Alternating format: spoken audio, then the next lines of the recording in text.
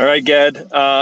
Here we go after a calamity of errors, drama, technical problems. Yeah.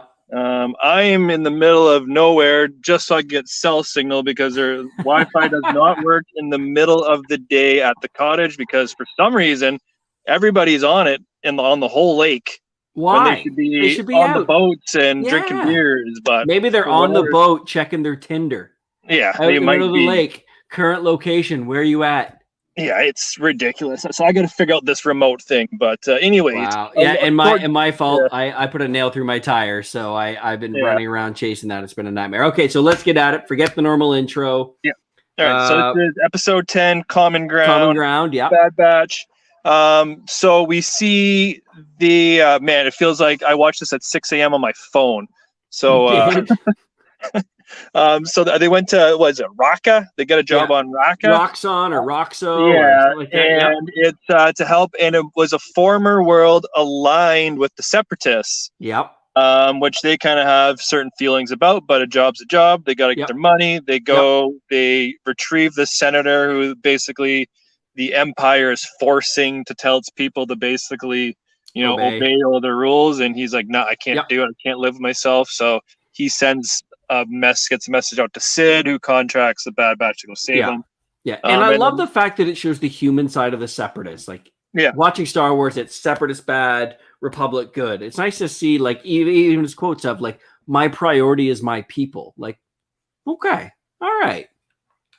And the other cool thing, too, is if you remember, Padme in Revenge of the Sith makes a remark about, maybe we're on the wrong side or something like that. And Anakin's like, you're starting to sound like a separatist. That's right.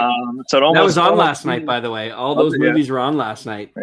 Hello to the chat. I have no idea how to chat from my phone. So yeah.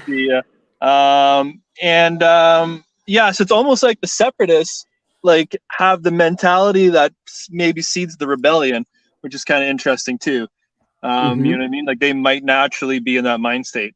But anyways, I wouldn't, not a filler episode, but nothing really narrative wise other than they doing that job and Omega's new skill at winning on the Zarek board or whatever that game's called. The money gets them out of debt. So now they're kind of free to do what they want. But I thought the rescue was kind of cool. Rescue is cool. Yeah, I've said before, I kind of like the big city episodes because so much of Star Wars is in backwater worlds, like nothing around, right? So I like there was no desert in any of the show. Yeah, I love seeing established like cities, like all that kind of stuff. And I thought the Walker chase, the ATTE chase through the city very slowly, I might add, was fun. It was only on my phone speakers, but the sound effects sounded awesome. So I can tell you it sounded good. Did? Yeah, okay. Yeah. So like the production value looked good, sounded good. I loved all that. Like I said, I loved the chase. I think there's one thing though that is slightly narrative driven that happened at the end. And that was when Hunter challenges Omega to a game on the board. And the rule is that if she beats him, that she doesn't have to sit out any more missions. I think that's kind of a cool little nugget because they've been protecting Omega. Yeah. And even on the mission, somebody made reference to something like, we can't do that. Omega's not here. Like you can see that she's actually becoming like an integral part of this you team, and Omega go do this. And they're just like, what are you talking about? It's not here, Hunter.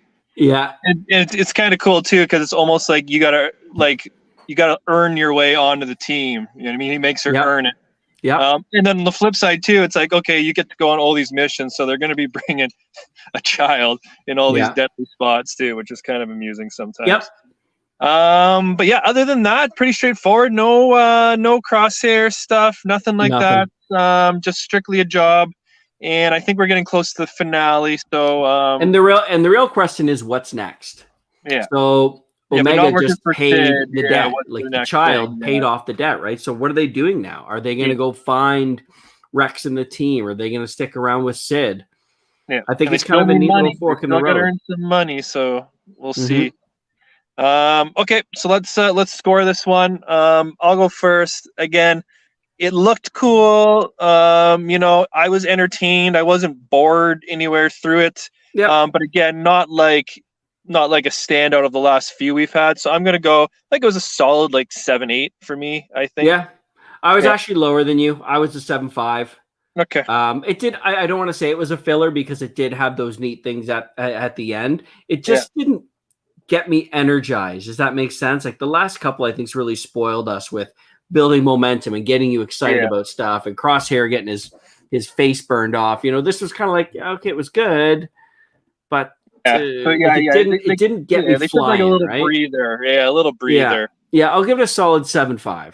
No, that's fair. And again, for people watching our reviews, like we are trying to be stingy, right? Like we want to have upwards. You don't want to give an episode like this an 8.5, and then you have like Ahsoka show up and do some crazy stuff, and that's like, there's not much room to go higher. Yeah, we are grading very low, and it's important for anybody that watches this. We love this show. It's just trying to not turn into Tyler during The Mandalorian, where every show was the best show ever. Gotta give some perspective. Yeah. Okay, good. So that'll wrap this one up. I think next Friday we will be live in person, I believe. Yeah, I assume so. So I will see you then. All right, man. Have fun at the cottage. Thanks, buddy. Bye. Thanks.